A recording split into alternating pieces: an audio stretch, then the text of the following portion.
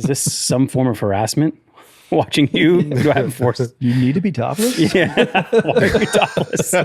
When I was in there, everyone would kind of tread very slowly, like, do you mind if I pump out a few? Can I just get a hang in? No, and just go. Just stare at you as I hang from lock eyes. This is a true story.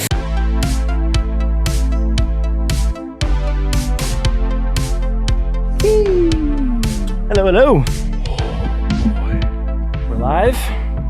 Just breathe, man. I can tell you're excited. Just breathe. Live. Monitoring the situation. Pulling up. Eric, how'd you feel about Arman picking up the phone and calling you last night? Oh. And then furthermore, leaving a voicemail? I was so rattled. Did you think it was an emergency or were you just texting. so rattled? We were texting and it's already past my bedtime and then the call came. I was like, I can't be doing all this. I did it. What if it was an emergency? I did it exactly for that reaction. I would have paid money to see your reaction when the phone rang. I panicked, so I went to sleep. No, a phone ringing is really terrifying. Yeah. Like I always go straight to like something's wrong. Yeah, of course. Why? What happened? I don't know. Just only bad Remember things that's how happen people when you used to call. work? Like no one used to hop on a Zoom. You just call. Like you just like you need something. You don't schedule. I'm gonna you look at just my call phone. somebody. Well, most of them are missed calls because I get spam. Remember calling your friends and asking if they can play? Mm-hmm. I have no, You want to come over and play? Hey, very little play? unscheduled phone calls. Yeah. The scheduled ones are fine. Yeah, of course. Yeah. What's Even- worse? Like an unscheduled phone call or like traditional mail? I hate mail. Oh, I hate mail. I so treat much. my text messages like emails and my emails like mail, and then traditional mail I just don't. I just don't mail. Just don't open my mailbox. I have one of those like scanning services. I've never given my physical address to that's any nice. service. Like So what happens if you get like DMV renewals or something? Then it comes through the service. It gets to you? Mhm. Okay. You mean if I need the physical item? Yeah. I can forward it. Okay. Yeah. I gave our mutual friend Andre a call a couple weeks ago, and he picked up, and we had a lovely conversation. He still got it. Yeah, it was, Wow. it was great. It felt Like great. he ad hoc. He had like a texted me conversation with over, you. I think like a couple days prior, and I was like going through my text messages and realized I missed it. And I was like, oh shit. Like, why don't I just call him to know that, like, tell him, like, hey, I genuinely missed it. And I want to make sure, make a little extra effort instead of just being like, yo, sorry, So dude. you're a perpetrator of the same offense. Yeah, like I got, You gave him a heart attack. Yeah, you can dish it. You just can't take it. I wonder how many unread text messages I have. I think over 100. Oh, that's terrible. That's so hardcore. Because there's so many like notifications and Yeah, I spam can't. I and- can't leave them unread though. Mm. I can't. I Are have you- the red dot off. Email inbox 0. No, not for the last like 3 months. I've given up on Yeah, email like to a certain degree. 600,000. Yeah, right. I traditionally was, but I've been so heads down that email just was not priority anymore. Yeah, you're not either, right? Oh, mine's awful. Yeah, I don't really check email. I think email's just toast in so many ways. It's unfortunate because in business you still have to reach out to people through Yeah. email often, which is just like we still haven't solved this. There's nothing better. When's the last time you used a calendar? It blows Arman and I's minds that Eric doesn't use a calendar. I had to use it more now as a Okay. dad because time is much more constrained than it used to be. Wait, do you and Mina have like a shared calendar situation? Yeah. Well, it's more like I just have to make so many trade-offs, trade downs. That's what I'll call it. Like I wanted to add in a new thing, which was I got invited to play padel with some old friends, You're gonna love it. high school buds, and in order to like play padel, I had to like negotiate. Did you And- send a meeting invite to Mina and she clicked no? No, I just had And to, that's like- how you know. I had to go to my calendar and see like what can I like give up to like add in this new thing because I can't just like play padel. I had to give up Tuesday tennis. Okay. Swap it in for something else. Yeah, and Tuesday tennis was my only tennis, so now I don't play tennis. Yeah. Time allocation just so limited. Yeah, Father life. But you're doing good. You're consistent on your workouts. You're getting time in every day. I go to the gym. Like you go to the gym. So the Like, gym that's is nice. easier. The gym's easier because it doesn't rely on anybody else's schedule. So like Josie will take a nap at about noon or 11 a.m. and that is my window to like go get a little 45-minute pump. Little Wow. pop. Thanks for noticing. Yeah. Every day. You have the system down. That's Yeah. good. That's good. I guess that's a benefit of like working from home. Yeah. Just quick. But you're on a new protocol. Yeah, agreed. The Kyle Bogeman calisthenics for busy people protocol. Pumping 10, 20 push-ups randomly. Yeah. Squats, air squats. You know, I wish I had a pull-up bar. When I worked at home, I would do like nickels and dimes. You know? Nickels and dimes, fives and Just tens. I love fives it. and tens. I love it. I don't have a pull-up bar. But when I was here in this office, Yeah, your pull bar is still did in it there, all by the the way. time. I feel like you didn't do it when you were in there. Oh, I did. Yeah. Nickels and dimes. Does anyone use that thing? There's people working in there now, so it's a little awkward if you just walk in and just bust out Bust pull-ups and they're just like look behind their computer like, what are you doing? Yeah. Is this some form of harassment? Watching you? Do I have forced? You need to be topless? Yeah. Why are you topless? When I was in there, everyone would kind of tread very slowly, like, do you mind if I pump out a few? Can I just get a hang in No, and just go. just stare at you go as I for it. hang from lock eyes? This is a true story. Oh, No, I wish people would do it more, but I think it was like, What's your new office setup like? it's just different. It's You're in like a co-work spot, right? it's how would you describe it? It's like co-work / WeWork style. Yeah. Like private Open offices. or private? Is it like Well, how there's people- Zach Abbott had a dedicated space within the WeWork? Yeah, like I have an office, Okay. and then there are people that just co-work. Yeah. And then there are big offices for big teams. There are small offices for Is people WeWork like still me. a thing, by the way? I think so. Yeah. Yeah. Weird. This just happens to be closer. I probably would have done WeWork, but this is just closer to my house. Way closer. So I can just work more, basically. It's nice. I thought it would give me time to Do some things in life. You just work more. expand the window. Did you guys see that work intensification study with Yeah. AI? What is it? Did I send that to you guys? You did. I didn't understand what like a 996 thing is. Oh, that's just a meme. Well, not really. It's a reality. It's like basically people working in tech and AI are working a 9 a.m. to 9 p.m. 6 days a week schedule. Oh, It's just- 996. I got it. Yeah. The study looked at, I think there was a bunch of tech companies that were studied by, I forget what university, but the study basically found that like, it's not that productivity increased as much as what it is work intensified for people. It does, actually. It's like way more intense and you're just constantly doing stuff and your whole role, like the way you work has just completely changed in the last few months. It's just like my job has changed, like everything about what I do. We've had lots of conversations with different team members about like, so how's my role going to change? And I keep saying like, you're going to be a systems engineer of your job. And if your job changes too much, then like think of yourself as like a systems engineer of the business, where you have as much context as I do about the business and your job is to produce business outcomes. But not all people are systems engineers, right? Like creative people aren't systems engineers. They don't want to be. But we were doing like a fun thought experiment. Like if we were going to restart the company from scratch, how would you staff it? Like what would the org chart look like?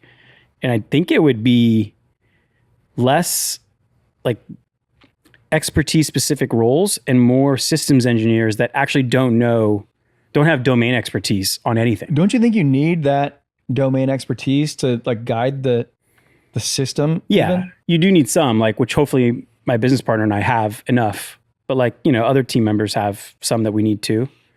But ideally you'd have these like agnostic systems engineers who are really good at eliciting requirements and things that you need in context to then be like, okay, we're going to build a system. And then scale your expertise. Yeah. And also, I mean, I find that some topics that I know very well that I ask certain AIs about, like they do pretty good in getting you like 80% there. They're much better than ever before. Anyway, yeah, Guys, the job roles. We're being blessed with some legends tonight. Oh, in what the do we chat. got? My God, we got Mike, we got Emma, we got Matt, we got Tom. Whoa. We got Whoa. Hookem. We got Franco. We got Gang's Wow, all the here. gang's back. Carby. Like Let's go. legends. Legends. It's nice to hang out with you guys. Yeah, let's all hang out. again. Grab a beer. Take a seat. Yeah. I wonder if it's because I half promised Alfalfa After Dark. So I don't know if you guys are actually Wait, in what? for that. I haven't talked to you What yet. was that? I have put it on your calendar. I don't know if you checked. Eric didn't. Nick, Obviously. check your Auto invites. decline. Pat was very concerned about you guys making sure that you eat after the pod. He was like, "Wait, I don't understand. Where are you guys don't gonna you guys go?" have to eat? Like, Yeah, that's a good are you point. sure? Like, right after? Do you need dinner? We'll get grumpy. You guys don't eat. You guys don't eat. It was so I funny. ate just before.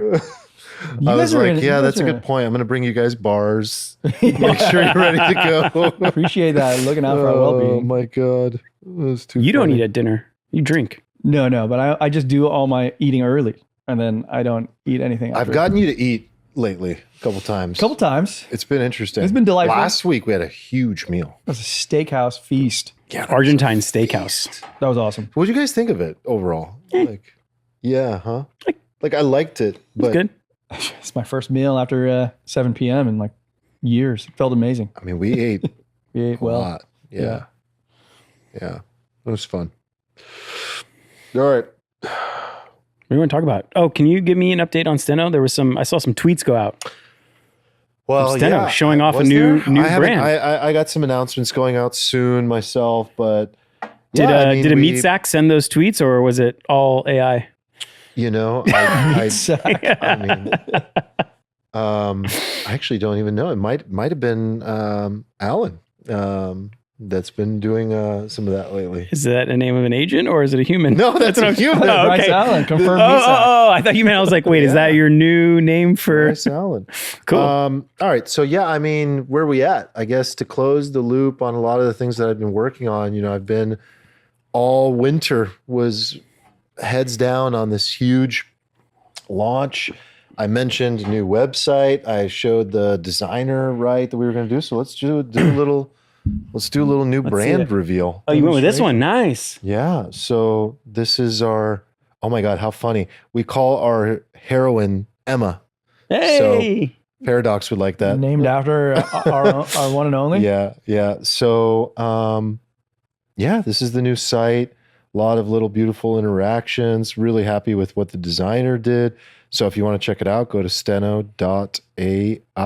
But it wasn't the big improvement is that, like, you know, Tony Robbins is a client, and I think early on when you were building Tony's twin, it involved like the dev team and your team to kind of make it good. But now people can self-serve and just create their own.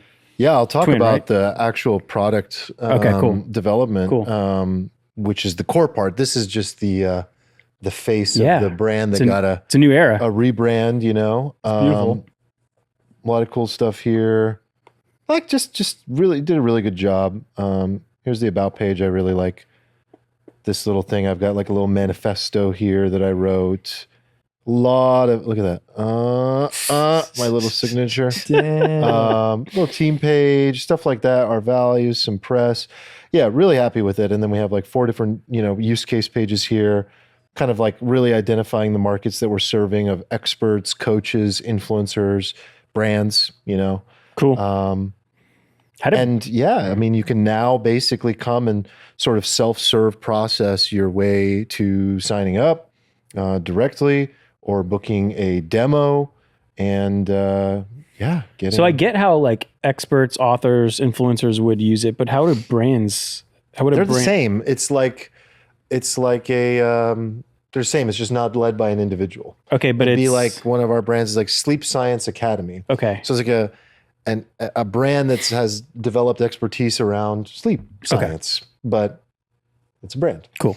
Or It's not maybe like parenting, or maybe cooking, or maybe relationships. So you could do anything. You could build a twin around any. Yeah, particular the core, the through line for what we do is it's brands, personal brands or brands that want to scale themselves and make more money. Cool. You know, they want to scale their message, their content into as many languages, as many people as possible to create accessibility, deepen the connection, and be able to sometimes monetize that directly with the whole new revenue channel, or just make a deeper impact in like an AI native way. So yeah, but the deeper thing is really the product. So our product is Maya, and Maya is the core platform AI that we've developed to build your AI twin intelligently, end to end.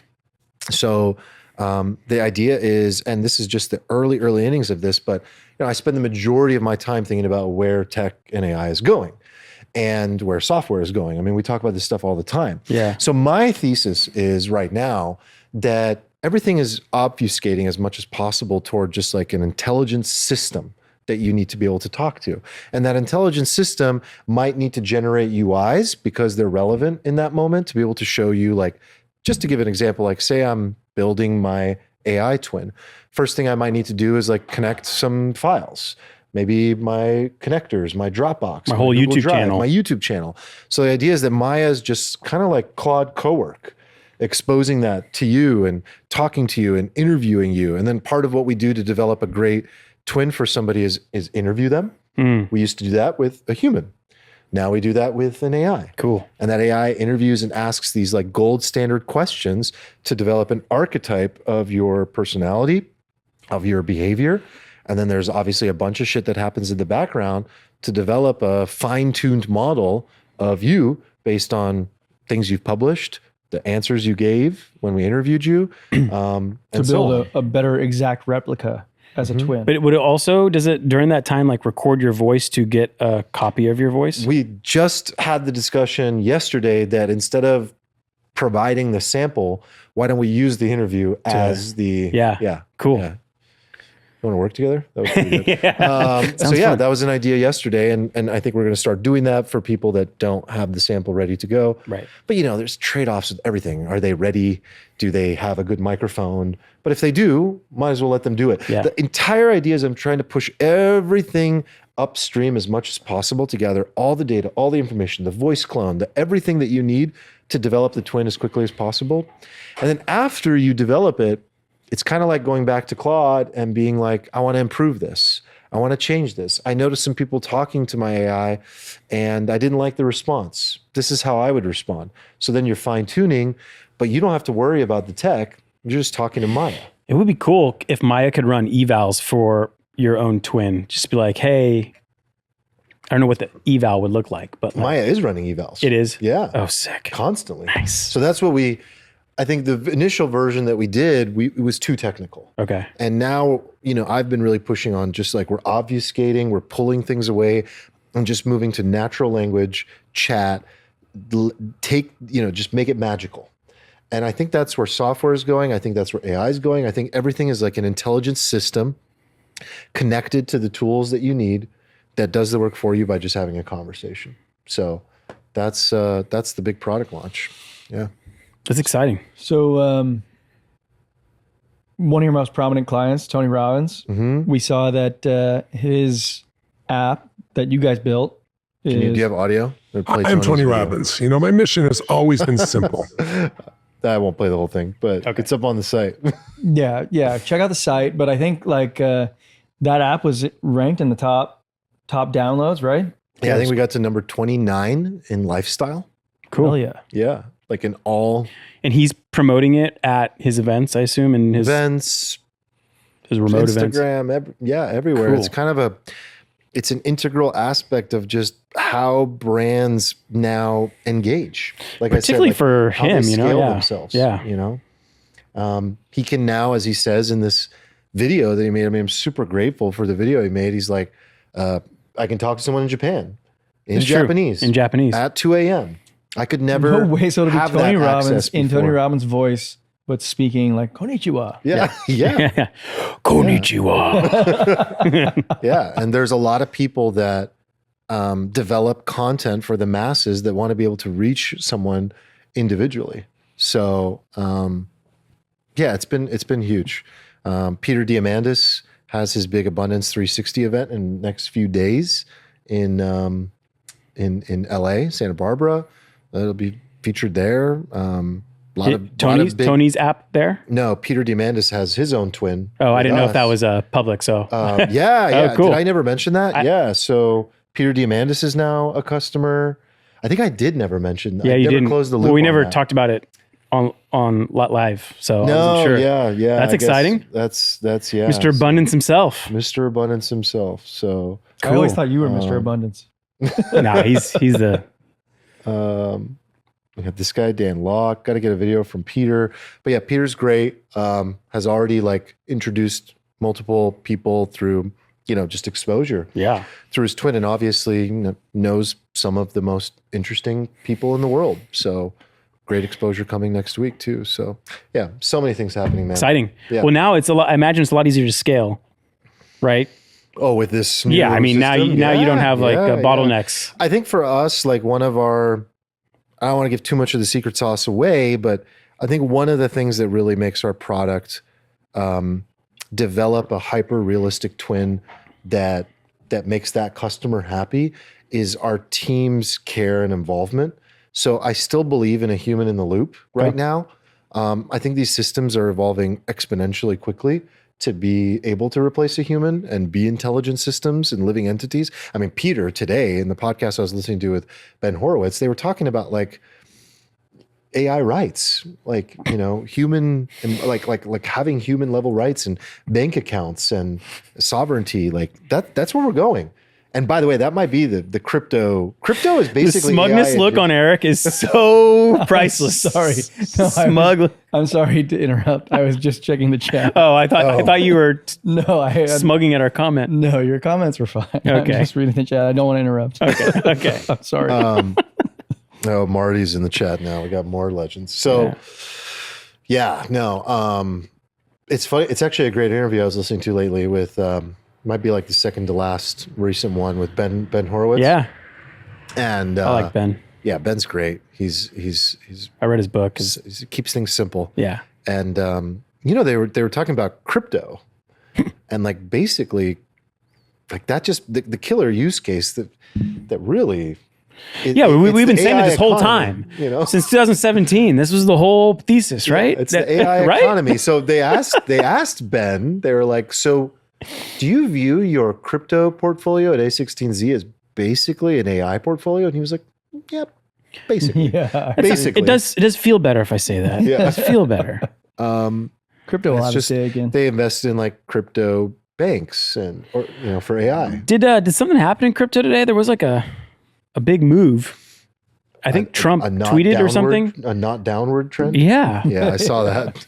It was just a big update. 8%. Big update. I feel like crypto has been correlated with NASDAQ, and NASDAQ had a nice day. Okay.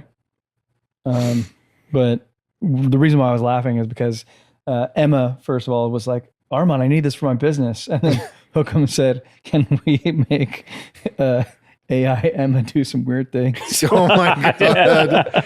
Oh my god! That's why the chat stays in the chat. Oh, I love it. Oh, the chat is getting very litty.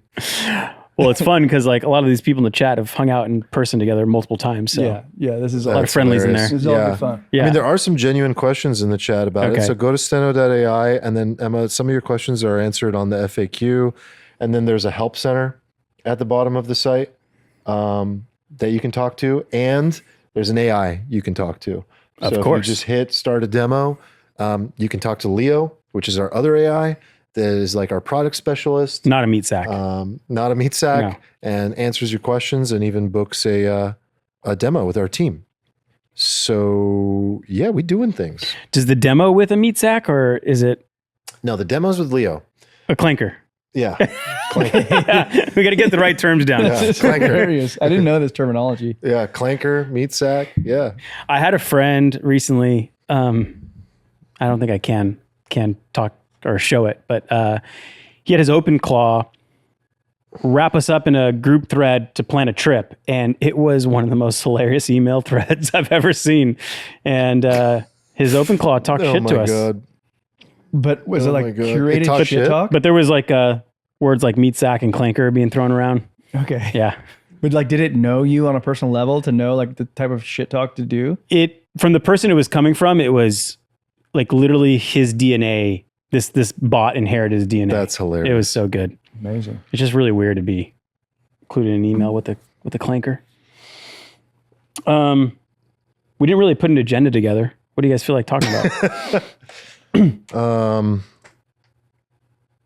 That's a good question. I mean, we are at war. Do you want to hit that first or later or not at all? Real quick. Tom Manon mentioned, or he says Trump mentioned Clarity Act today and yelled at the banks. What is the Clarity Act? It's a market structure bill for crypto assets.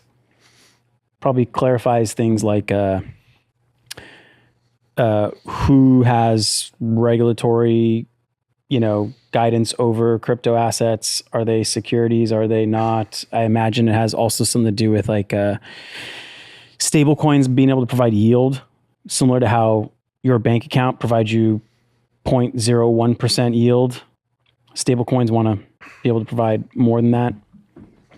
So anyway, that's probably the reason for the update, in addition to big update. I saw that Kraken got approved for the first ever Federal Reserve attached crypto bank. Really? Mm-hmm. Okay, so give it time. Yeah, crypto bank is, I mean, we need these AIs. The fact that AIs can't set up fiat banks is a really interesting question. And so obviously, they're probably going to lean toward this, crypto rails, and it's global, and kind of there's a level of sovereignty. Do you feel like as a I don't know if we would call ourselves like a crypto aligned podcast, but I feel like we are. Do you feel like that's a step in the right direction as like Satoshi would have envisioned, or is this like a step in the wrong direction? Meaning like you're attaching yourself to the Federal Reserve. Isn't that almost like anti-cypherpunk? I mean, if it's, I don't know. To me, like agents going to need to be able to spend money, and I preferably do not want to connect it to my actual personal bank account. Yeah. And nor are they going to be able to have their own bank accounts. Yeah, they're not going to set up fiat money. You need like a little prepaid debit card for them to use, which, you could use like a crypto wallet for. Just dump some money in there and be like, okay, here's your budget. Well, I think it's more than that. You're still thinking of it like maybe just as like, this is my AI and it needs a little money to go play. Yeah. There's an AI economy that I think we're birthing. Like these agents are their own economy and will want or will operate like they need their own sovereignty. Like, what do you think? Can you give me an example to like make it like businesses, like productivity? I mean, I thought about like, wouldn't it be cool value? Like they need to just have like unlimited ceilings. I was thinking not just a prepaid pay for my DoorDash. But. Yeah, I mean, I get that's a great place to start. Yeah. But I think the idea of crypto banks for AI is bigger than that. I think it's much bigger than that. I think it's an AI economy that coexists alongside this economy that maybe one day usurps. So this is like the most bullish thing for crypto imaginable. By far. Is it really though? Because like, well, I think how many fees is it going to actually generate on a bunch of stablecoin transactions? Well, I suppose if the volume is there, you can. But Stripe created their own that was made for like stablecoin transactions. So yeah, if they do it, then none of the crypto asset classes that we love. What are we transacting on? What are humans transacting on? It's Visa like and trading. rails. No, I mean on crypto. Like where's the volume? I don't know if there is any volume. Polymarket. Yeah. These days, right? And I was reading Vitalik's post at like 3 a.m. today because I woke up and couldn't go back to sleep, so I opened X. I didn't realize you were still into crypto. No, you're reading Vitalik's. It's just forced. It just popped up. I don't know. Ethereum confuses me, man. I think Ethereum is confused. I mean, Ethereum is confused. His post was confused. They're just figuring out their identity. They don't have that clear identity. I mean, I did see Ryan from Bankless, comment and just try to push an identity, but I think that's the hardest thing for Ethereum. So I don't know. To answer your question, I don't know if Bitcoin's original ethos aligns with where it is today. I don't know. I wouldn't call myself a strong enough advocate or like, person to answer that. What do you think? Like, would this be? Oh, I think it's incredible. Okay. I think like the connection to the Federal Reserve is, if that's what we're talking about, I think it is inevitable. Yeah. I think that is like completely separate from this like really bullish use case, which would be like agents paying agents, right? Like using crypto rails. I think that would be like incredible for crypto. Like, I think it would be like a real use case. Yeah, me too. And one day you'll be able to say that out loud without laughing. Yeah. Yeah. Right. Yeah. Oh, let's give a shout out to our sponsor before I forget. Yeah. What are you guys sipping on here? I drank. Yeah, nothing. I took a little sip of your You want the rest of this? bottle of wine. Let's share it. I mean, What is that? I want to sip. What is it? So this is a Chianti Classico. I mean, Arman actually knows this this vineyard. I was just trying something from Costco, but it's Chianti Classico Reserva. So I was doing a little bit of research because I'm like a Chianti Classico guy, Okay. and it's just because my palate prefers Chianti Classico. But I was like, what goes into this, right? Is it just because it came from the Chianti region, right? But it has to come from like this particular area in Tuscany, but it has to have also this like particular blend of grape, like a Sangiovese percentage. And then the Reserva has to be aged for a certain number of years in oak and then a certain number of years in bottle to be classified as Reserva. But I found that this is one of my favorites. so this is the one I was telling you about. Is like my favorite, like $20 to $30 Italian. This is that same winery, Via Antinori, but this is the Toscana. And Nice. so what you brought is this Chianti Classico, which I'd never had before. But this, I get this all the time. This Toscana. On this side, it's $26. I love it. I think this was about the same price. It's very good. Yeah, I love it.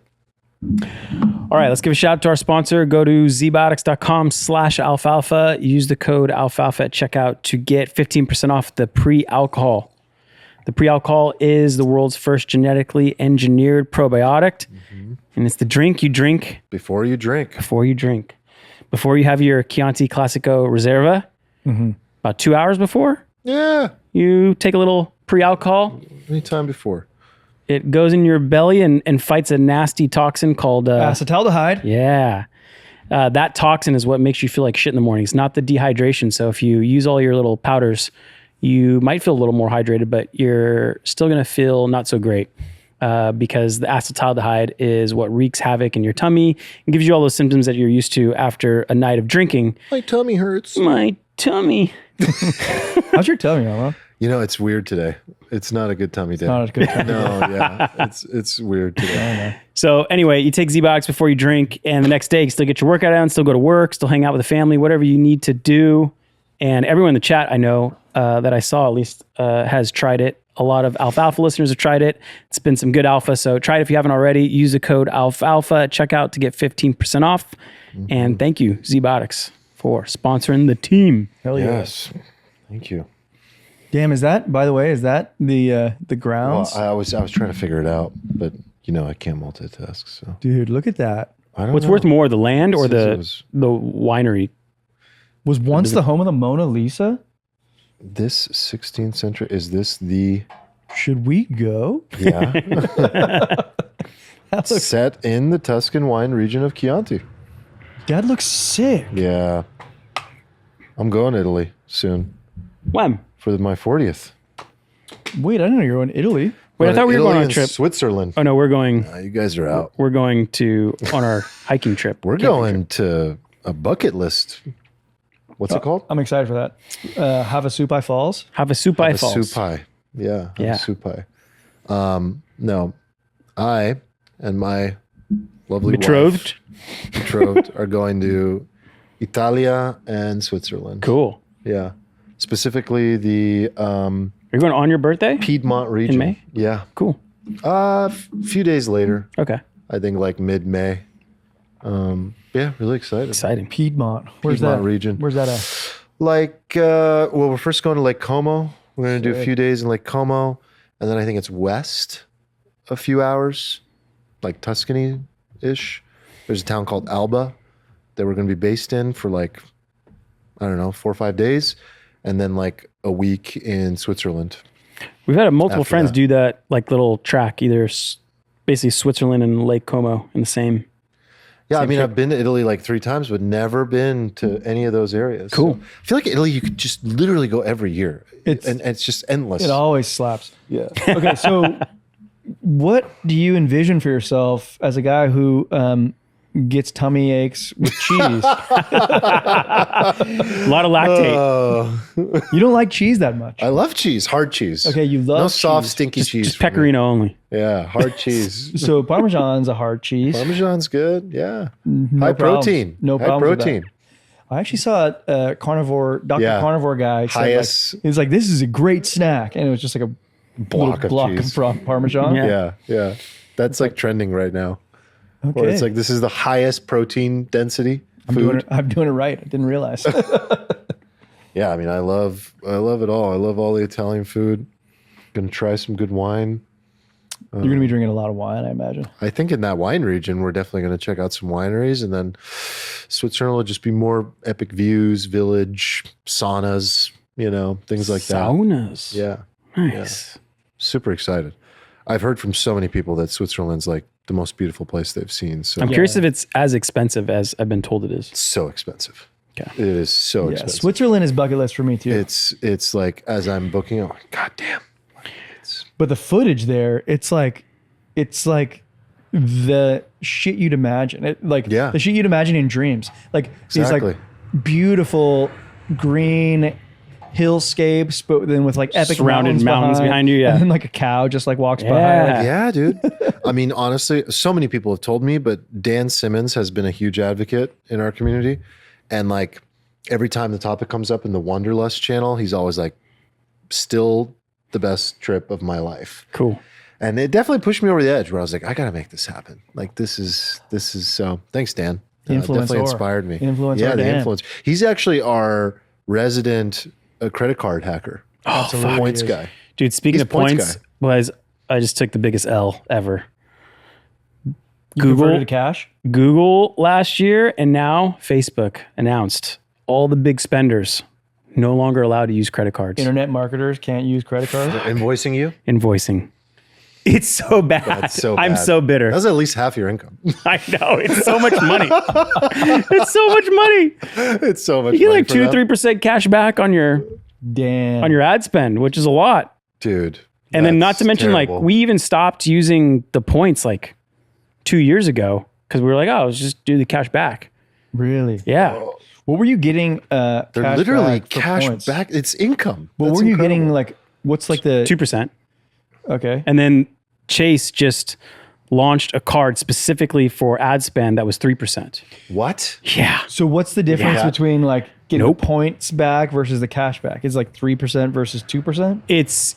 It's like getting 2 or 3% instead of 1%. Okay. Yeah. Now, Amex points you could argue are worth more than 1 cent. They're worth like 1.3 depending on how you use them.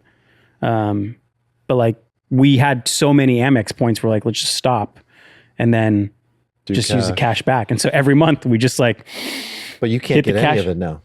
well, No I mean, points, we no still spend on other back. stuff, you know, No, I but mean, you can't do any more. on Facebook and Google, which is our 2 biggest line items as a company. No more credit cards. Yeah, they invoice you. Isn't that also lame from a cash flow perspective? It's better from a cash flow perspective because it's monthly net 30. Oh, And we were spending so much, even though we have like, you know, There were millions caps. of dollars in caps, we would pay it down every week, multiple times a week. so your window was smaller. Our window was shorter, but we were happy with it. Because like in e-commerce, you collect your cash like 2 or 3 business days later. So your cash flow cycle is really tight. But yeah, Damn. the air is over. RIP. Is this In my little part of Twitter, just people's Don't faces worry. were melting You're off. going to be doing like OpenAI ads, and they'll Yeah, you're right. they'll gladly Yeah, take you're your right. do credit you think card. this is too. like mandated from the top down, from like the credit card issuers, like the No, it's from Visa? Facebook because, their- well, you know, the interchange fees are probably like 2.5% So for they're them. just like a mom and pop retailer who say like they're trying to like they're tired of swallowing those fees, Yeah, but I mean, on however many tens of billions of dollars they're collecting every quarter, right? it's probably a good.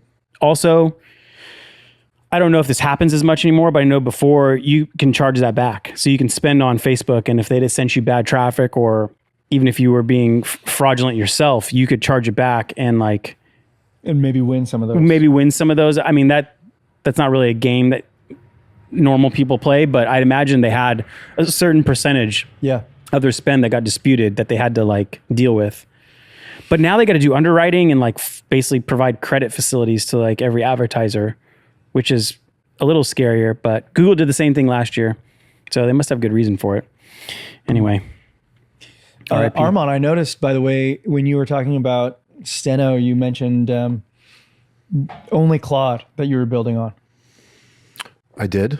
Yeah. Well, you only mentioned Claude. You I didn't- mentioned Claude as an analogy to our product. Like, Okay, I was saying like Maya is like my version of Claude. Okay, but I guess what I'm alluding to is that you're done using.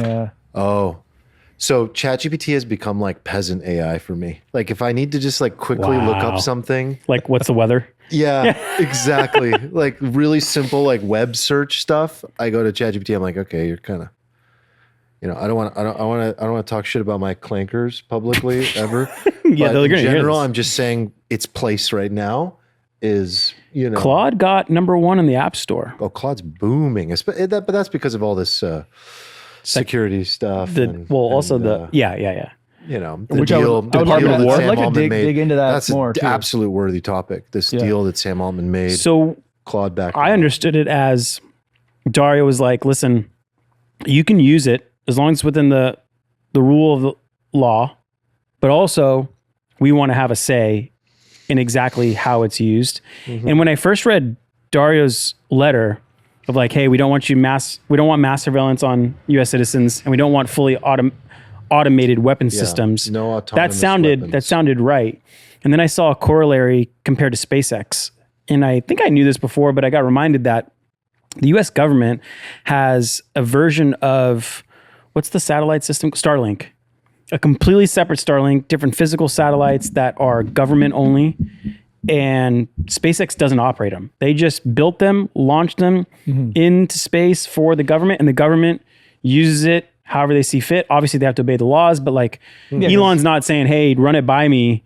Because on how you want to use this. It's like a shuttle service primarily, right? It's just SpaceX is, but Starlink is a subsidiary of SpaceX. So they're also operating the Starlink network. But I see. the government has a duplicate version that probably has like obviously a different set of encryption that like only the US government can access and they use for their own purposes. But Elon's not saying, well, hey, run it by me depending on how you want this to be used. And when I saw that, I started to see the other side of why Claude maybe not taking the right approach. But I don't know. I'm curious what you guys read it as.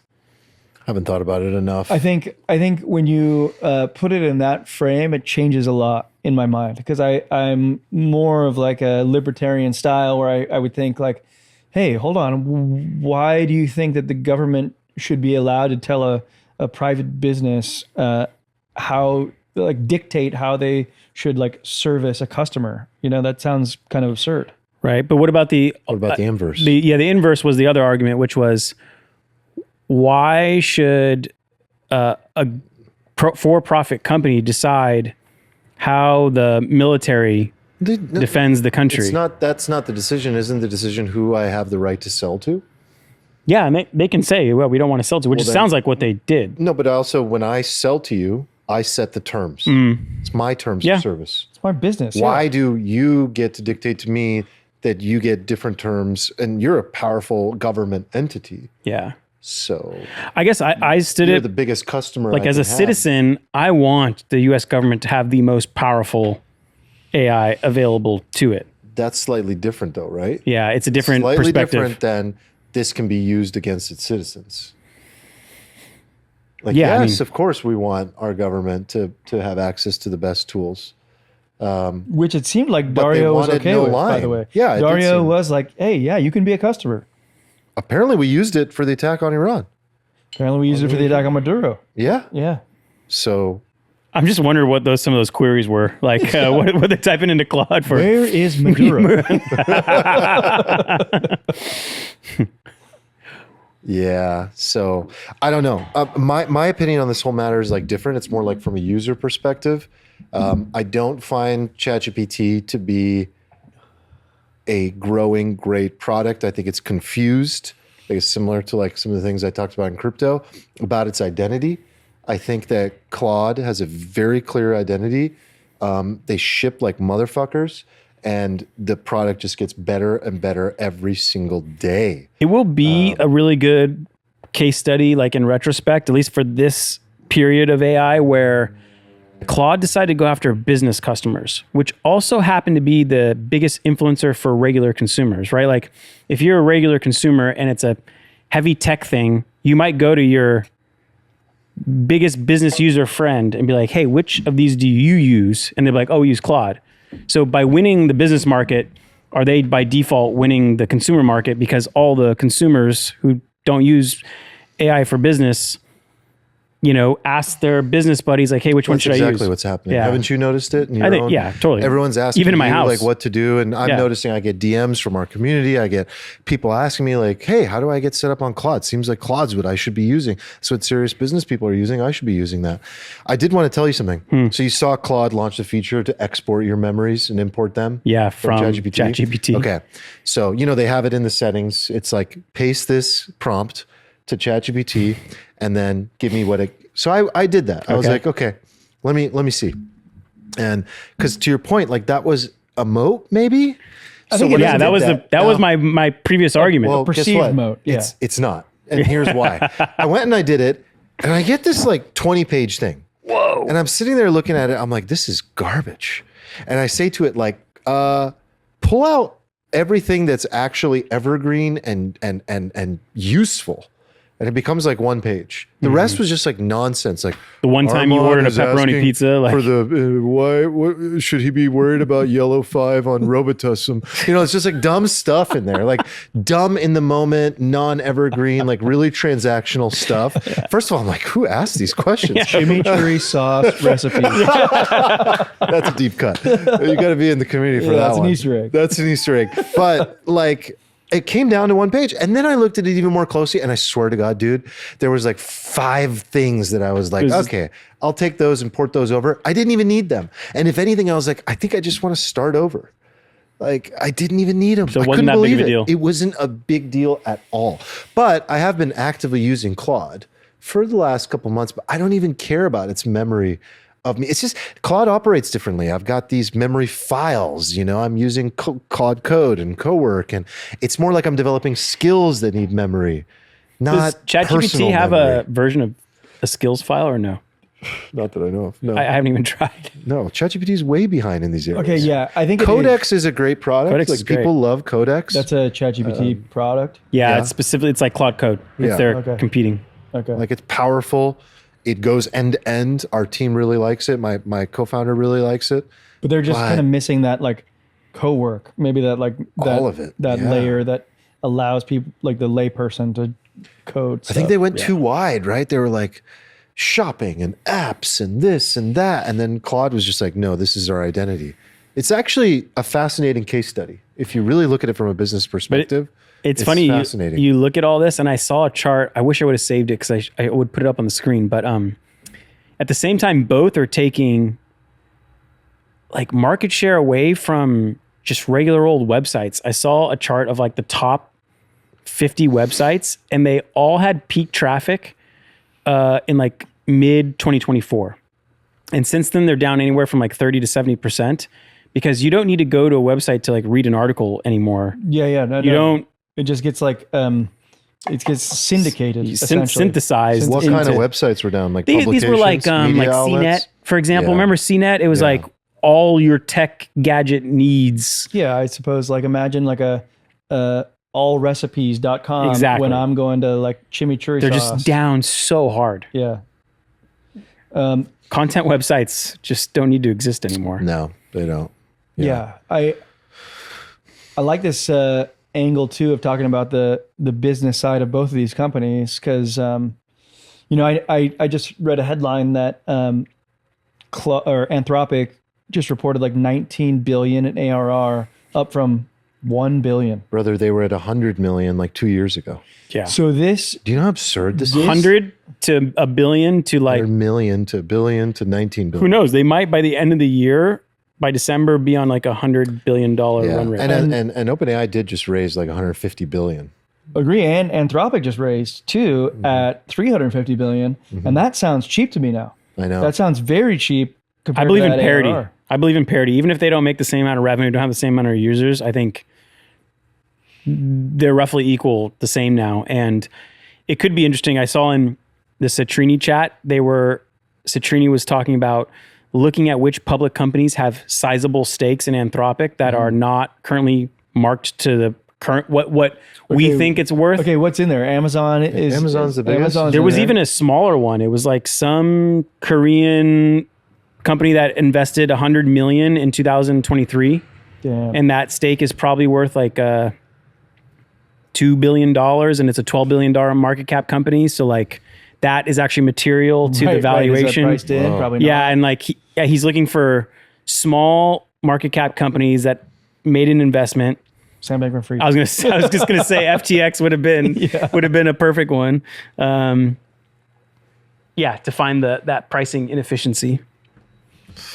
When does it become public? And They this talk year. much less This year. about. I was thinking OpenAI. about OpenAI and Anthropic You think Anthropic and SpaceX. I think this is going to be a big year. too? Whoa. OpenAI that's a and big year. Anthropic got a race to be the first. I feel like. I haven't seen as much about Anthropic talking about it. Are they? I think so. Yeah. Eric, I had like a rule of thumb that if they do a direct listing, don't buy it. And that's where the existing holders are just selling their shares. Like Coinbase did that. And the stock went down only from literally the IPO day straight down. And basically like never recaptured the highs from like the first day of trading. I don't think it's above that now. No. It got close a year or two ago. But if it's like a normal investment bankers like buy a share and then they're floating that piece on the market, then maybe just buy it at the open.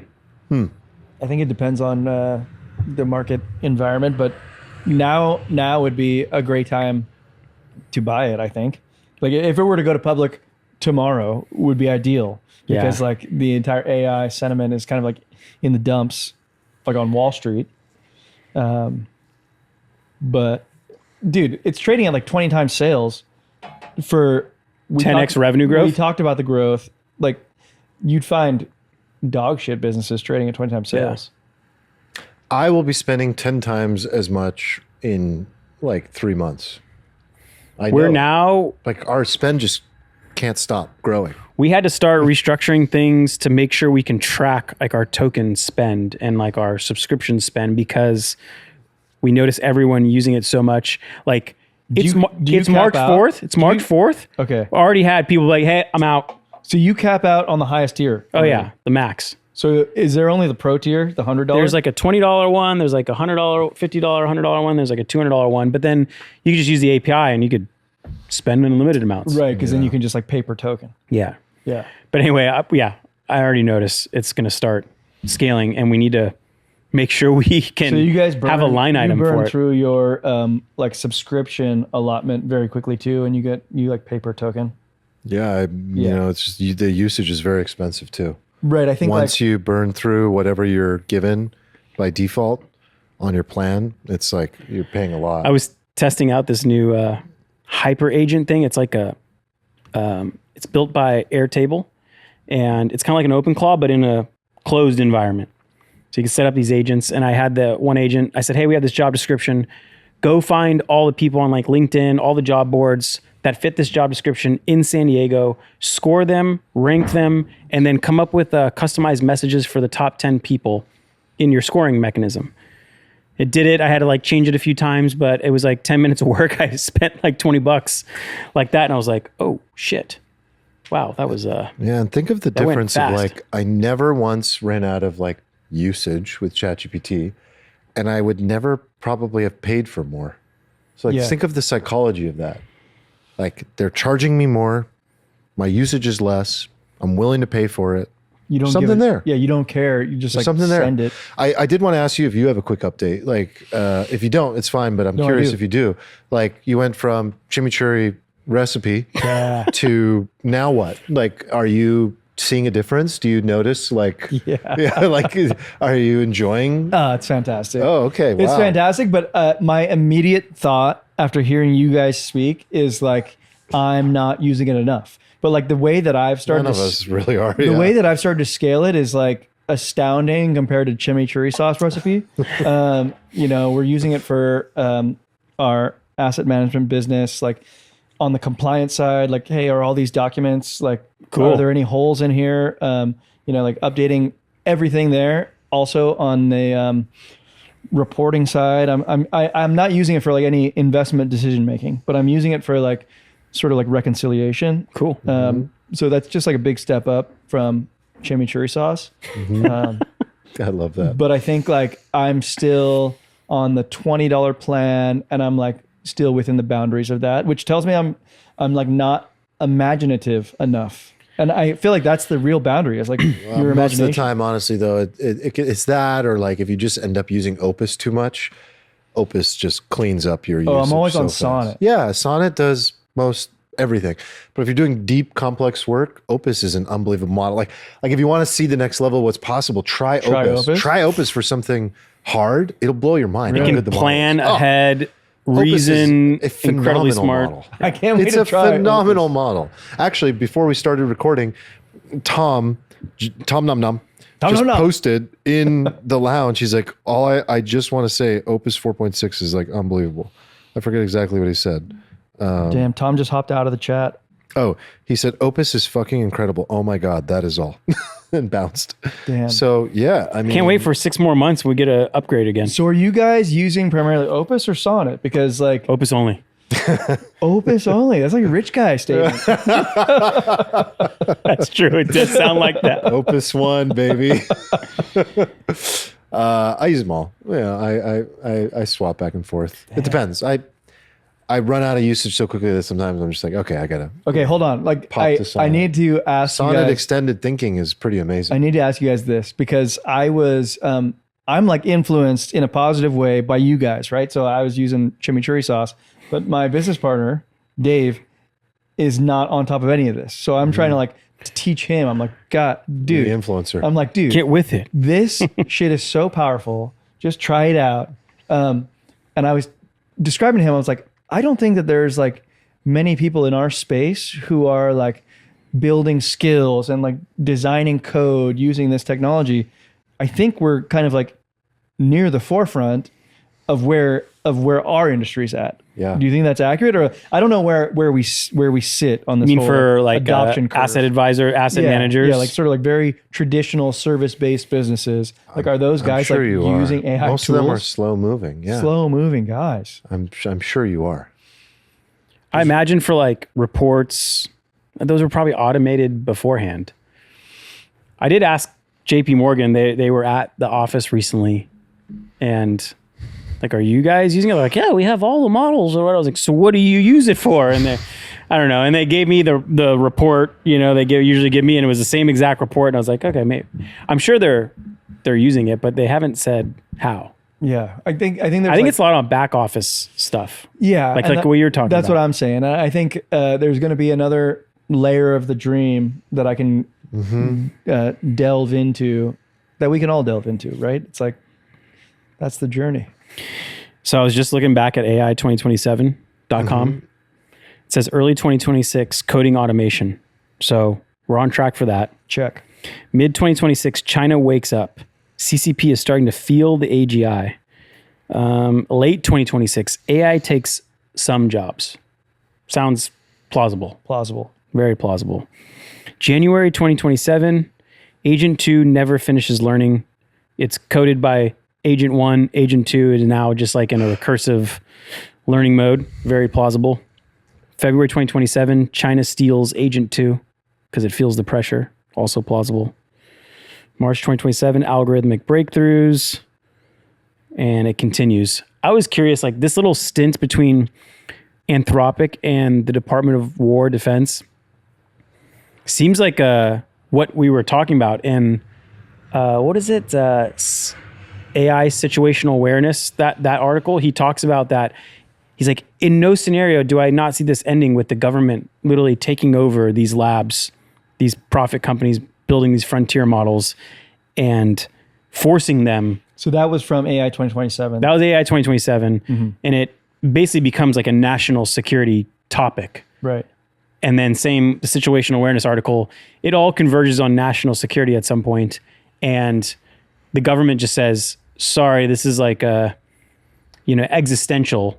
So your cute little $100 billion business doesn't you can tell matter. they already want to say something like that. Right. It feel like the You can conversation feel was that already they're about to be like, oh, don't challenge me. Like Anthropic is already on the verge. Yeah. yeah, like we took over the railroads, so we could just take you over, and Yeah, like didn't you're they now under our control. Didn't they kind of like take over Ford factories to like build tanks instead? Yeah, so you could very well see that, like in a Cold War, even not a hot war, that could happen. Which, when we read it like a year or two ago, it was like, okay, maybe, but that seems a little weird. But now, after that, the back and forth, you're like, oh yeah, I could definitely see a scenario where, Definitely. yeah, So actually, it was like You're right.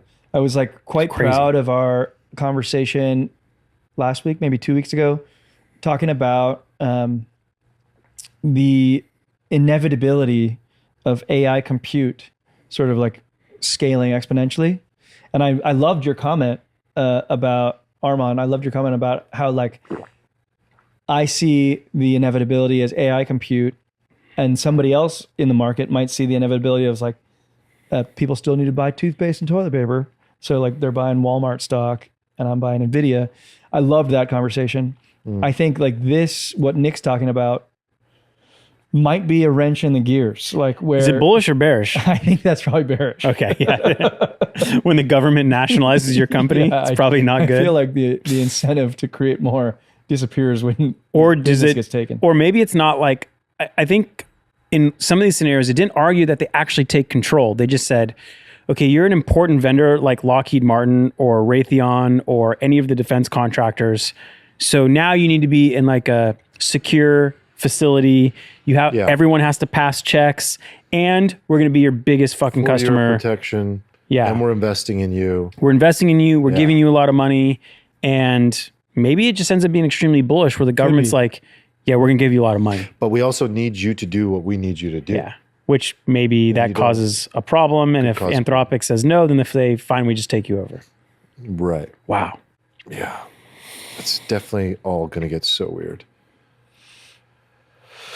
Yeah. Yeah, I don't know. I still feel like there's a tailwind in the near term. Yes. Yeah. Yeah, for sure.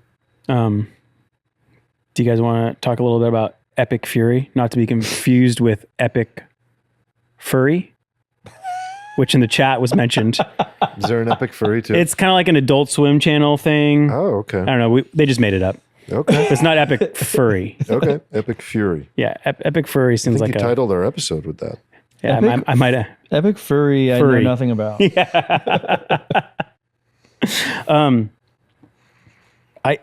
I wanted to get your guys' opinion on some things because I have a few questions. Some prompts. I think so. It's just things I've been like thinking about.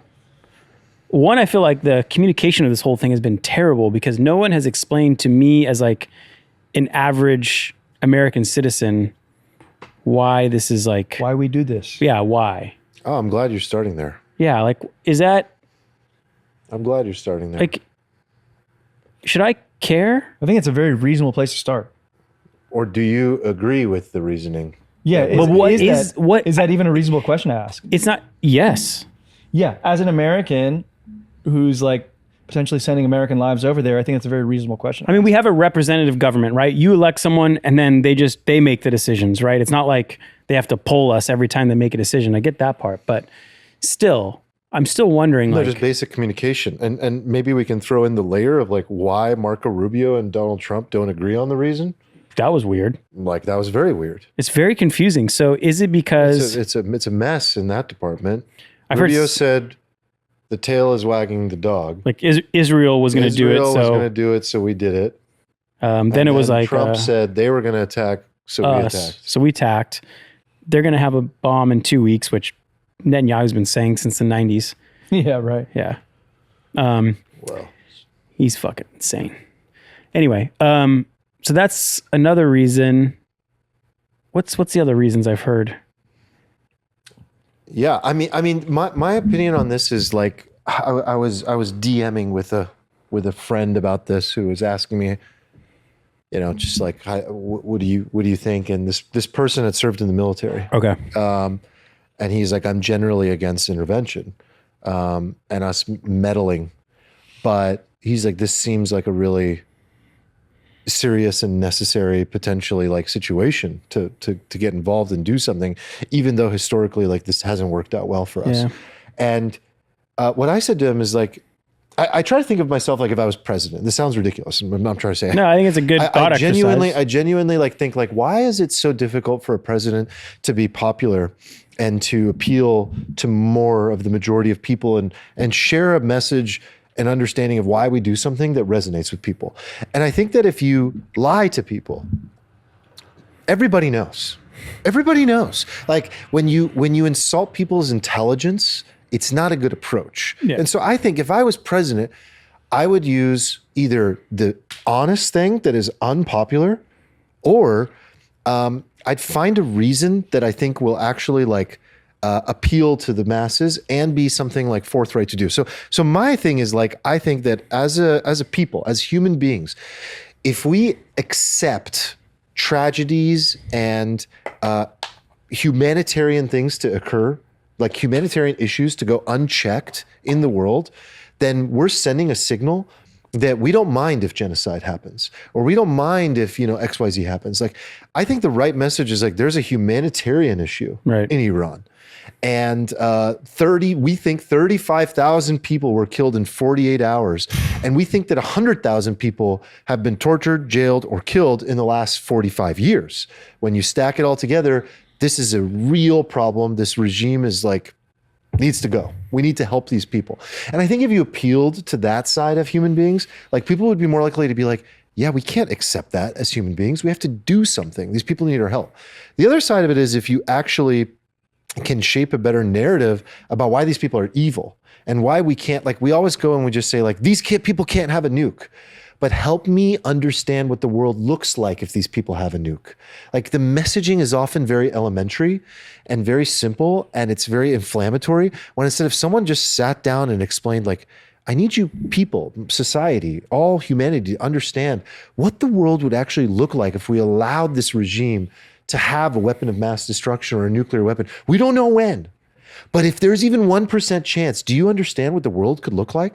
And you paint that picture, and then I would go, yeah, I don't want that. Like, those are two different ways to approach the same problem and get the same outcome, but just say it to me like an adult. Don't insult my intelligence, you know? Eric, is it clear to you why we're doing it? No. Okay. Yeah. No, it's not clear to me. It's not clear to me whose interest is being served. I think that's like that's like a common trope in our Discord, particularly. And people in our Discord are like smart people who are monitoring the situation very closely. I would like label them as Professional situation monitors. monitors. Yeah. But like also not just people who accept whatever mainstream media feeds. They're going layers deeper. Right. So I'm learning a lot just by following our Discord. But I think the common trope is like, whose interest is being served here? And I don't think the answer is clear. I think Most people think it's Israel. most people think that, and it could be. I have no idea. I mean, yeah, it's a pretty easy argument to make. Like, pro-Israeli lobbyists have funded Trump's campaign. Miriam Edelson is a big funder of his campaign, and show me the incentives, show you the behavior. So that's one you could easily make, right? Right, you can kind of like steelman that side pretty easily. Yeah. And if that's the case, I think to Arman's point, it's like if the American public can sort of like discern that we're serving Israeli interests, then it's like, well, then why the hell are we doing this? But also, isn't there this competing interest, which is like, you poll Americans and 78% of them don't agree with it. So like, no matter how much money you're going to get and support you're going to get by like doing this, you still may like lose the midterms. You still may eventually like lose your presidency, lose power. And in that case, I don't know. It just seems weird. It's very complicated. Also, the guy ran on like, you know, peace. And, no war. no wars. It's like a complete campaign violation. There's a lot of things happening that just, they don't, Dude, they don't compute. They don't add up. Years ago, Trump put out a tweet saying like, "Oh man, this idiot Obama is Will going attack Iran. to go to war with Iran. If I was president, I would negotiate because I'm a smart guy." Right. It's like, dude, Right. So what if it's just as simple as hubris? Like, okay, we just pulled off, we did one attack, Yeah. it went well, just pulled off this highly complex attack in Venezuela, went extremely well. I think this has been planned for so long. Okay. I don't think so. Okay. I don't think. But I don't know either. I'm just maybe guessing. maybe there is an additional level of confidence because of how. Because it is one Venezuela person went. who can decide. But you know this, that they've been talking about this for decades. Like they've been planning this, they've been studying this, there have been spies in Iran for so long But preparing why for now? this Like, day. it's weird. Why now? You Yeah. know? I don't know. I know. Well, end times, Professor Jang. Jang called There's it. that a whole angle on this. The whole thing is so complex. before we get into like all the angles and whatever, I think there's like a part of me that feels this way, and I think Arman, you might resonate with this, where it's like, yes, the long tail of this might be way scarier than we imagine, but right now there's this humanitarian problem that Arman mentioned, that like the people in Iran have been oppressed, murdered, etc., and those people are celebrating. And like my wife was born in Iran, she's celebrating. She's thrilled. That seems like a pretty straight fact. Like, it's hard to contest that. Right. You and can't. I think Yeah. like sometimes you need to like appreciate a small victory in a moment, and that's how I feel right now. And that's not an uncommon reason to go to war. Like, you've seen like a certain country be like, hey, part of our ethnic brothers, like people from our country are being oppressed in this other country. Therefore, either we will go to war for that reason, or because we have like Russia, for example, in Israel, there are a lot of Russians that have moved to Israel, Russian Jews. And Iran said, Russia, are you going to help us? And they said, no, we have, Russians there. And so one argument can be like, there's a lot of Persian Americans in the United States. And that could be also a reason that they could give and just be like, this is one reason. There's like a contingent of Americans that are made up of this, nationality. So we're going to take the humanitarian case. But it's funny. You're right, Arman. I haven't heard that. Not even. He drops it. It's like 10% of his reasoning every time they ask him what we're doing. He always mentions it. Okay. Every single speech. But it's 'cause, not like I'm this is the monitoring reason. Situation.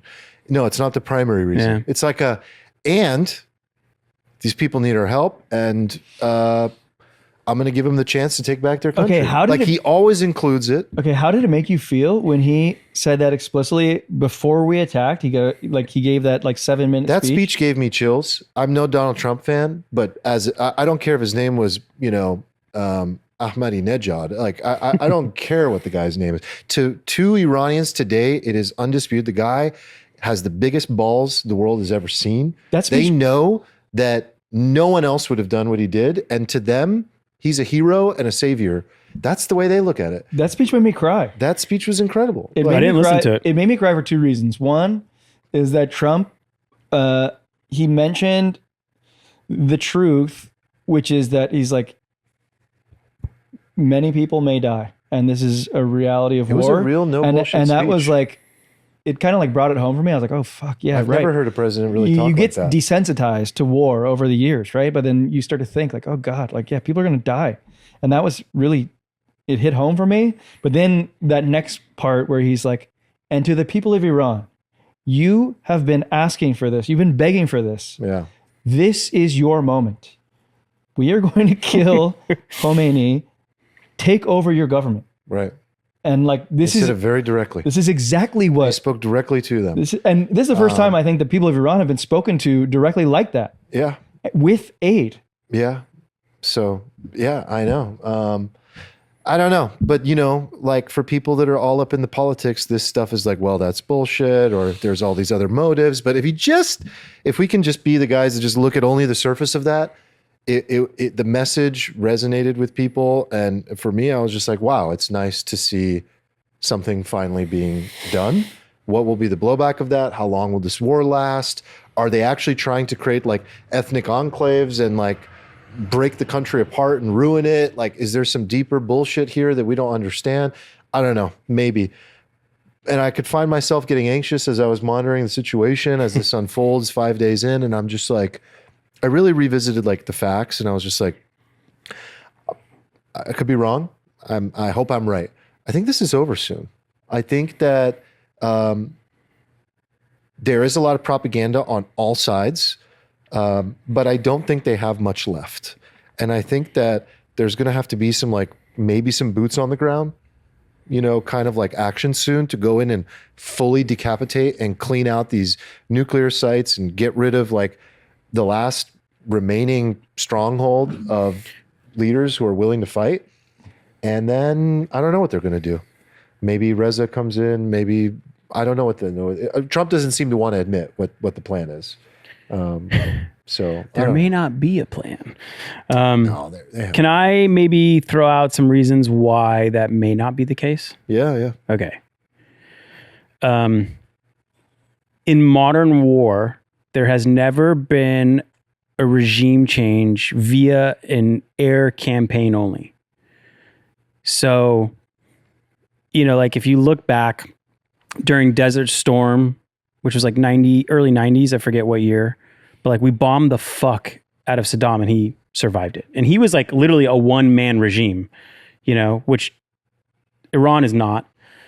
You look at Milosevic, when we bombed the fuck out of Serbia, we bombed it for like 80 days before anything really. Well, are you thinking of the regime change in Iran? Yeah. It only took us 2 weeks to, though, and didn't require anything? No, I'm saying that it will take a lot longer. Months. I'm saying and the months. regime change that we did do already once was like very straightforward. Which one? In 1953, when we put the Shah. We just threw some CIA. What was the guy's name before? Mossadegh. Yeah, that's right. I was trying to all remember. that took was some money, some propaganda, and CIA jackals. You're right. That was like a legitimate.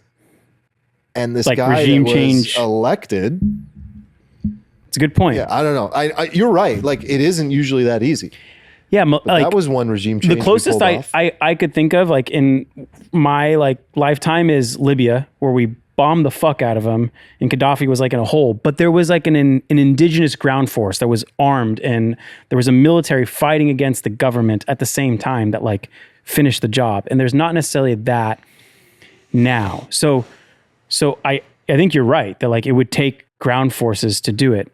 I also think like you look at like Milosevic survived like 3 months. It's a tiny country without like this religious fervor piece of like, hey, we've been, I bet you the regime thinks they've been oppressed for like 30 years and they're willing to die for it, where, I'm not sure Serbians and Yugoslavians were, ready for that kind of battle These guys against are definitely Satan. crazy. Yeah. I mean, at the hit that they've taken so far to still be fighting is It's wild. wow. Like I would have thought like they've cut out a lot of the. Okay, so that's one part. So, but let's say you need to put like a ground force in. They do have like a geographic advantage. It's like very big. There's a mountainous region that's like not necessarily easy to just like put ground forces in, and you need a massive force to do it because it seems like the regime is somewhat decentralized, right? Like the IRGC itself is its own little network of not just like people, but businesses, of informant networks, of secret police that is on like a local level, which would seem that you can't just like bomb it out of existence. Anyway, that's one piece. But then also they seem to have like, hate to say this, but like a pretty decent strategy of making it so economically costly that the economic costs exceeds the political will. So what do you mean by that? Okay, so let's start with the political will part. I asked, why is it important to American? Because that tells you how much political will the government will have. And if he has just started invading. Okay, so that makes sense. During this that podcast, seems like CIA's probably pushing that part. Iraqi Kurds are. But if you haven't made a good case to the average American person, then the political will is probably on thin ice, especially if 78%. It was on thin ice to begin with. Right. Okay. So that's that. The economic cost, is easy ones like oil, right? Like you cut off 20% of the world's oil flow, but also Strait of Hormuz. Yeah, but then you target these Gulf Coast kind of countries, Saudi, UAE, Qatar, Bahrain, and they're seem to be geopolitically vulnerable, right? Like they live in a fucking desert. So they make oil, but they don't produce a lot of their own food, maybe like 20% of their own food. They are highly sensitive to water resources, which can be bombed. Like a desalination plant could be bombed and they'd be out of water relatively shortly. Some of these are split almost like 50-50 Sunni Shia. So like Bahrain is a good example. Like it's a Sunni minority that rules, like almost like a royal group of people that rules a Shia majority. So like you could see a situation in which they just bombed the our Fifth Fleet, which existed in Bahrain. They take out like the US bases there, and then Bahrain is just vulnerable for like overthrowing.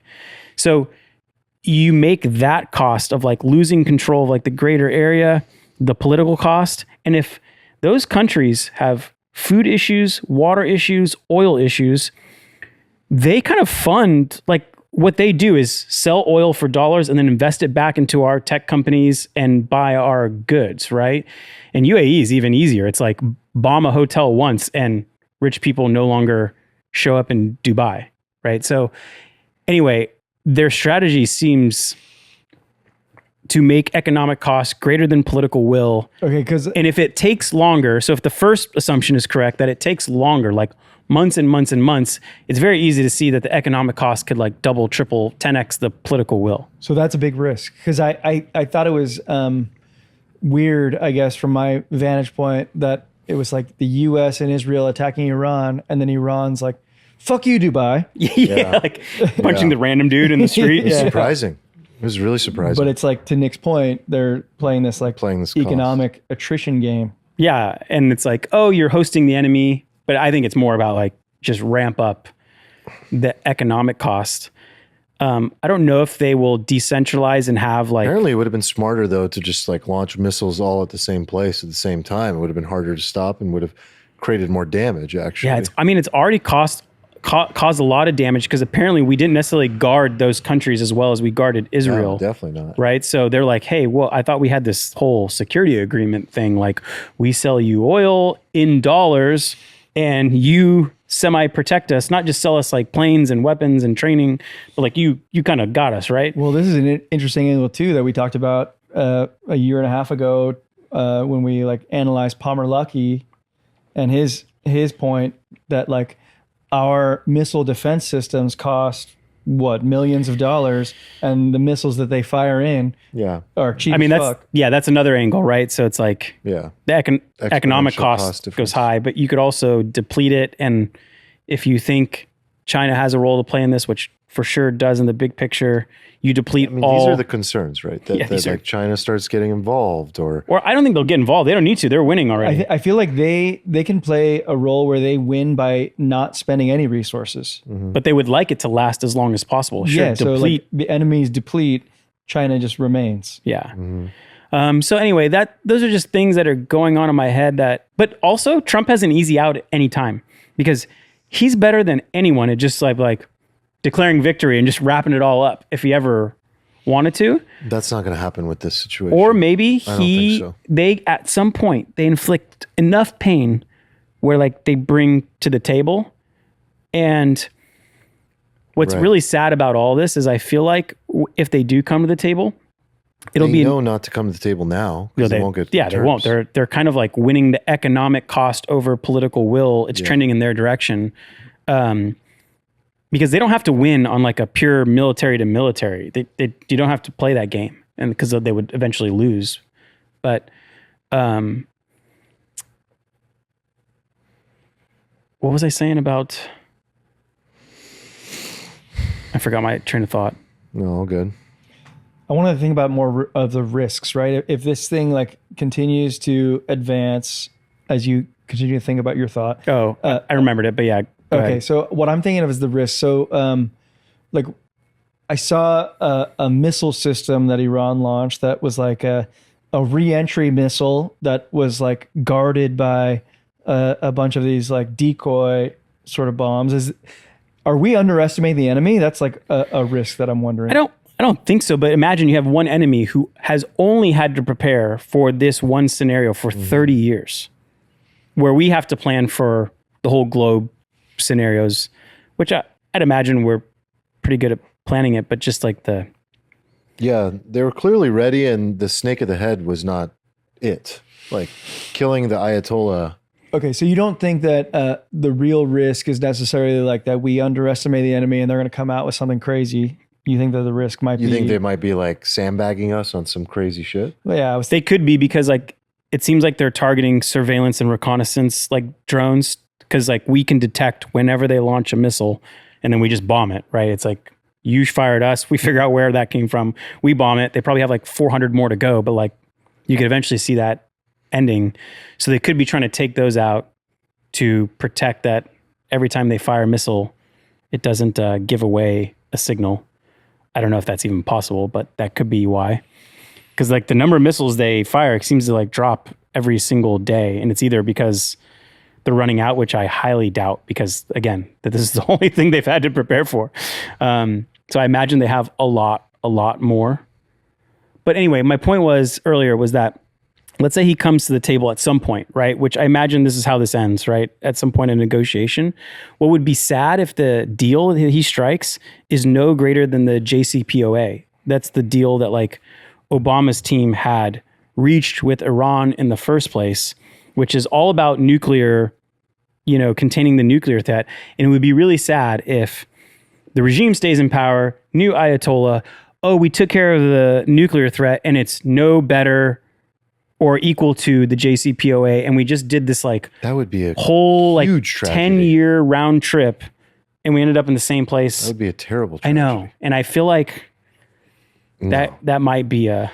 No, I think there's too much on the line. Too many different parties invested in this. Yeah, I just don't think it plays out like that this time. I'm hopeful that I'm right, that it's quick, but I can see all these perspectives of how this draws out and becomes bigger and bigger. Is possible too. Like, are these guys willing to die for like enriching a small amount of uranium? Like, because it seems like that was on the table, like no enrichment. And they were like, no. It's like, okay, we're going to kill you, right? And they're like, yeah, we know. And that would be wild. If they... Yeah, they only have one goal. I mean, that's where I think that the West is correct, that this needed to get dealt with eventually, in my opinion. Like, how much longer truly could we have waited till we dealt with this regime? What, when they actually had a weapon that could do real damage? So here's my question. I guess it's going to be to you, but it's going to be to you, but it's like unfair to ask you, but I'm going to ask you like what do you think the Iranian people need more to like take over their government? Because like it's a massive majority that the people in Iran dislike the Ayatollah and that regime. It's like 80-20, right? Of people who like are against the Ayatollah and that regime. So like, and they're asking like, America, come help us. So then we go and do this. Like, what more do they need, you think, that's like, until they can be like, all right, we got it from here? What would it be? What do you mean? You're saying like, why don't they just like take over today? Yeah. Well, no, they can't. They still definitely can't. So that's what do they need? Yeah. I don't know. I mean, I think the U.S. thinks they need weapons. So they're sending in the Kurds right now to take over, to help with weapons. And we've armed opposition forces for decades. None of it's worked out in our favor, by the way. The Mujahideen? Yeah, history's AKA against, Osama bin Laden? Yeah, history's against doing that, but you know, why not just... I mean, I don't know. It depends on if you take any of this at face value. Like at face value, what's been communicated is we're going to hurt them badly, and then we're going to tell you, go take your country and go in the streets and overwhelm them when they're weak. But I hope they're not setting them up for failure. You know, that's what I hope. Because like last time they went in the streets, it wasn't like this. It wasn't after all this bombing and killing and all this stuff. But last time they went in the streets, it was a bloodbath. They lost by was a massacre. It was a massacre. So this time it needs to be like with a sense of certainty that there's going to be a change, that they're going to be successful. I don't know what that is. That's a good question. What does it take to know that if you march millions of people in the street, that you can take over? I don't know. I feel like we should know that. If our intention is to like, your point is taken, like we don't know what our intentions are. But if our intention is to like liberate these oppressed people and let them take their government back, which Trump said explicitly, then you would want to give them a chance to do so, which would mean arming them or whatever. Yeah. So I don't know. I just Googled like how many people are in the IRGC. 150 to 200,000. The Besiege, is that like? It's like another group of like police that go around killing people. Is it like a military though, or like Kind of. It's okay. like another sect. Yeah. Okay. Well, this seems propaganda because the only source of how many people are in that is Iran. Oh, yeah. But I don't know. Yeah. Maybe it's like 250,000 people. So how many people of those do you need to kill to be like, oh shit, we can't control Or the what does it people take anymore? to get them to put down their arms? Right. You know, and they are being called to. They're repeatedly. Yeah. So if this was, It's repeatedly saying like, this is, you know. download the app, surrender, and get immunity. Yeah. Yeah. I think what I really wanted to say today is I find the whole thing obviously extremely exhausting and heartbreaking. You know, I had some opinions, but even those opinions are like very loosely held right now. I think war sucks.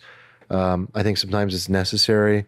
It's very unfortunate that innocent people die, and there's a cost to freedom. I think we all around the world in general like take our freedom for granted sometimes.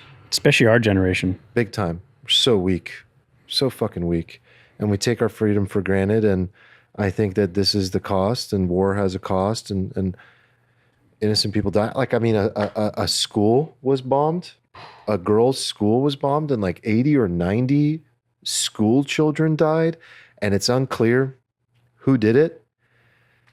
The media is blaming the U.S. and Israel for doing it. It's unclear if that's propaganda from the regime. I don't understand why the U.S. or Israel would ever do something like that. It just doesn't calculate, it doesn't compute, doesn't make sense why we would accidentally or intentionally ever hit civilians. I think this regime is like dirty enough and murderous enough that when we started attacking, they absolutely would do something like that to then cast blame and create all this confusion. And they've done things like that all the time. So who knows? I haven't kept up on that story, but that's the cost. Like, these things happen. Like, it's terrible. And then we've lost soldiers. The U.S. has lost soldiers. I'm sure Israel has lost some soldiers. This is like why I cried, because I knew this shit was going to happen. I mean, this is what war is, and it's awful. I guess, like, Nick, I wanted to ask you. Okay, so we alluded to earlier, like Professor Jiang or whatever. Oh yeah, so he's Chinese descent, but I think he's a professor in the U.S. And I just recently saw his videos. He's a game theory professor, and he correctly predicted like the next Jordan Peterson. Yeah, he correctly predicted that Trump would win, that Trump would start war with Iran, and then his third prediction is that the U.S. would lose.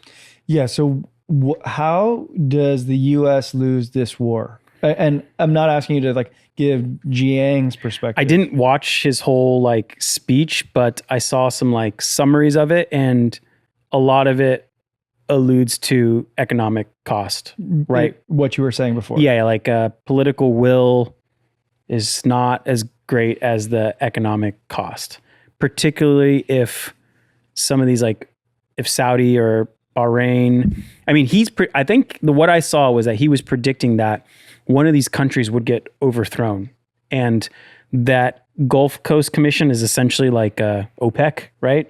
They're big OPEC members, that it would basically get broken up and disbanded, and they'd have bigger issues. He also predicts like weird end of time stuff. It's kind of Big time. Yeah. It's mostly that. So I don't know. I don't really know him well enough, but when I saw that he predicted two of these three, it was like, okay, one day I'll look at why he's. I suppose if we're just isolating the military component itself, I'm thinking like, dude, the U.S. is so strapped. Militarily, though, the only thing I really don't want to have happen is I don't want a carrier to even get a speck of dust on it. If a U.S. carrier even gets hit and is totally fine, that's like psychologically, that is what our military is based on, is that we have so many aircraft carriers that literally we can fight 3 wars around the world simultaneously based on these things.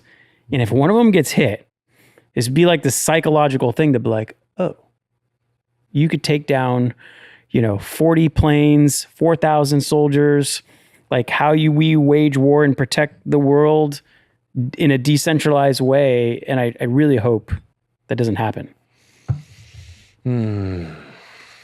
Yeah. I hate it. Well, last one lasted 12 days. Yeah. Yeah. What's your prediction?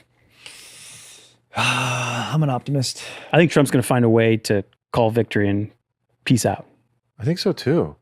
But I don't think it's going to necessarily be helpful to anyone in particular. It's just going to be.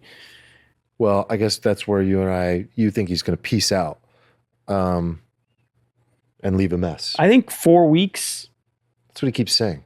Yeah, that's So what 4 or they 5 plan. And then weeks, maybe it's like, oh, okay, it's not going to wrap up. So he's going to be like, we did our part. Now it's your job to like go ahead and overthrow it. And it's like, okay, well, you didn't really give them all the tools to do that. You did a great job, but.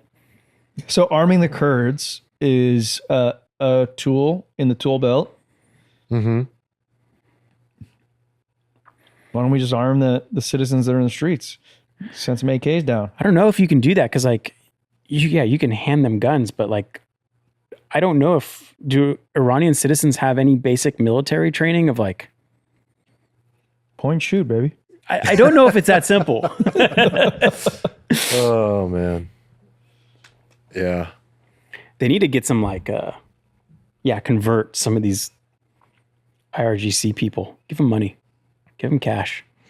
All I know is like one of the greatest days of celebration in the history of Iran, the day that the Ayatollah was announced dead. People are dancing in the streets. And all over the world. Everywhere. All over the world. All over the world. But it was an interesting mix of emotions because it was simultaneously like, for me, it was like celebratory, but also like, okay, shit, that was like one big step toward freedom. But now what does the rest of this look like? I overheard like a Trump thing. He's like, what's the worst that can happen? Well, I guess the worst that can happen is that after all this, we took out one guy and just have a worse guy in there. And Yeah, I was that's like, exactly what he said. oh yeah, you said that He's out like, loud. yeah, in like 5 years, maybe the person that took over is worse. Yeah, But he's been very honest lately in that weird kind of way, like where he says things like that, or he says things like, we might lose people. Yeah. I don't know. There's like a different tone to all of it. But yeah, I tried to pop into our politics channel, honestly, and it's just, I would say the general sentiment that I see with a lot of smart people right now is like not good. Like the situation is bad. People are worried. I think they probably listened to some of what we talked about and are just like, you guys have no idea what you're talking about. And I can understand that. There's people that are just none of us way have more- any idea what we're way talking more about. educated and way more in the weeds and way more situation monitoring. But also like I'm sensing like a lot of worry, a lot of anxiety from people. And then there's just the whole side of the anti-war crowd in general in the media, which is, this is not congressionally approved and all that stuff. Do you guys have any opinions on any of that? War hasn't been congressionally approved for fucking decades. They like Yeah. abdicated that because you had everyone vote for their Iraq war, and now it just continues to bite them for like 3 decades later. They're like, what That's we're never true. going to do is vote on war because it's not good. Yeah. That'll follow them their entire career. Oh, that's and so they're funny. like, you know what, we're just not gonna vote on that ever. Mm-hmm. Mm-hmm. So they just said, okay, executive branch, you decide. This is true. We don't want any part of it. Don't ask That's us. very true. Yeah. Yeah. Any other thoughts? Do you have any market takes on this particular? Do you believe in rhymes? Sure. Why? Why do you ask? There's 2 rhymes that I like. Okay. This is going to be silly or When the missiles, dirty. When the missiles fly, time to buy. Okay. Okay. Another one. Election correction. Election. Wait, what? What was that? Election Like correction? Yeah, like a like the You're supposed to buy the midterm, elections. the Yeah. midterm correction. November of this year. Yeah, the midterm correction, but also I feel like there might have been a turning point today even. Like software stocks had a bounce. I think you're seeing big names like Microsoft trading down around their like 200 week moving average. I feel like this is a reasonable time to buy some good names. We've talked about this for several weeks in a row. I'm like quite bullish in the near term. I think there might be an election correction also looming later this year, but I'm an optimist. So Do you believe in the Ides of March? March is that particularly precarious I just think time of the year? I think it's a precarious time of year, and I think it might be volatile to the upside this year. Cool. Like late March. We'll see. I turned you into Smithers, turned missiles into. Mm-hmm. Yeah. You sound like Smithers now. Yeah. you do. All right. I'm looking at the chat. There's some good talk in there. Mm-hmm. It also is $2 to $3 million in AA missiles to destroy a $50,000 drone. Lasers are good at taking out drones. Ask Texas. Space lasers. I think lasers are real. Lasers are very real. They'll definitely have them. Wait, tell me about lasers. I just know about it because Citrini had a pick like 2-3 weeks ago, and it was a ticker is LASR, and he was like, "So the economics of these interceptor missiles is totally not viable. It's totally not sustainable. So enter lasers." And he was like, "This company makes lasers for other applications. They might see a pop if we go to war and we realize this whole thing doesn't work out because lasers only cost $2 to $5." And No, I've seen this in action. You like heat up a warhead using a laser beam. You heat up a warhead mid-flight and it explodes midair. So it's like an anti-air defense system using lasers. that cost $5 Yeah. instead of $2 million. Wow. Anyway, stock What? definitely popped. Yeah. Yeah. Citrini does it again. God, a little shit. He's It's pretty good. Pretty smooth. Pretty smooth. Okay. I think that's it. Let's go make sure we feed ourselves so Pat doesn't worry. All right, guys. We're all going to be here next week. We have quorum. Yes. Okay. think We'll be so. back next week. Like the video if you haven't already. Share the episode with a friend or last week's episode, which I thought was quite fun too. Loved it. Loved that episode. it Share was with a good. friend if you haven't already. And thank you guys for joining us, especially you guys in the chat. Thanks for joining us live. And we will see you next week. Peace out. Peace. Later.